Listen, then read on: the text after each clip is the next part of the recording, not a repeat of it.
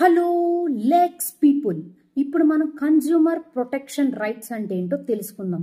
లా పరంగా ఒక కన్జ్యూమర్కి ఎటువంటి న్యాయం జరిగిద్దో మనము ఈ యాక్ట్ ద్వారా తెలుసుకుందాం. Consumer protection act 2019. Consumer protection act మనకి 2019లో ఎనాక్ట్ అయింది. ఈ యాక్ట్ ఎప్పుడు ఫోర్స్లోకి వచ్చింది అంటే 20th July 2020లో మనకి ఫోర్స్లోకి వచ్చింది. దీనికి మునుపు ఒక యాక్ట్ ఉండేది, దానికి రీప్లేస్గా ఇది వచ్చింది. ఆ యాక్ట్ ఏంటంటే కన్జ్యూమర్ ప్రొటెక్షన్ యాక్ట్ 1986.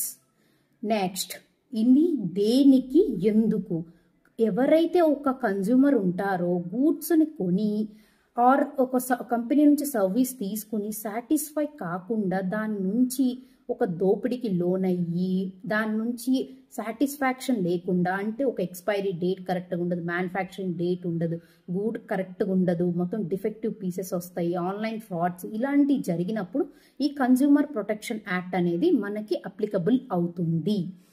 దీంట్లో బెనిఫిట్స్ ఏంటి, నెక్స్ట్ అదేంటో తెలుసుకుందాం. బెనిఫిట్స్ అంటే క్విక్ అంటే ఈజీగా మనకి ప్రాసెస్ అయ్యిద్ది ఇది కన్జ్యూమర్ ప్రొటెక్షన్ యాక్ట్ అనేది. నెక్స్ట్, రెడ్రెసల్ మెకానిజం, పరిష్కార యంత్రాంగం అంటారు దాన్ని, రెడ్రెసల్ మెకానిజం అంటే. నెక్స్ట్, వాట్ ఈస్ కన్జ్యూమర్, అసలు కన్జ్యూమర్ అంటే ఎవరు? ఒక వస్తువుని ఒక కంపెనీ నుంచి కానీ ఒక పర్సన్ నుంచి సెల్లర్ నుంచి కానీ డబ్బులు పెట్టి